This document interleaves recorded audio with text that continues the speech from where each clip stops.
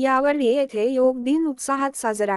कारंजा येथून जवळच असलेल्या ग्राम यावर्षी येथील बाबासाहेब धाबेकर माध्यमिक विद्यालयात जून 21 रोजी योग दिन विद्यालयाचे मुख्याध्यापक विजय भड यांच्या प्रमुख उपस्थितीत उत्साहात साजरा करण्यात आला. याबाबत सविस्तर वृत्त जून 21 रोजी सकाळी 8 वाजता शाळेच्या मैदानावर वर्ग 8वी 9वी 10वीच्या विद्यार्थ्यांना एकत्र करून योगासने शिकवण्यात आली. शाळेचे शारीरिक शिक्षक राजेश शेंडेकर यांनी योगासनाचे प्रात्यक्षिक करून दाखविले. त्या पाठोपाठ विद्यार्थ्यांनी सदर आसने केलीत. कपालभाती, ताडासन, अर्धचक्रासन, वृक्षासन, भद्रासन, वज्रासन, भुजंगासन आदी आसने विद्यार्थ्यांनी केली. शाळेचे मुख्याध्यापक विजय यांनी आसनांचे फायदे व आसने करताना घ्यावयाची काळजी याबद्दल सविस्तर मार्गदर्शन केले.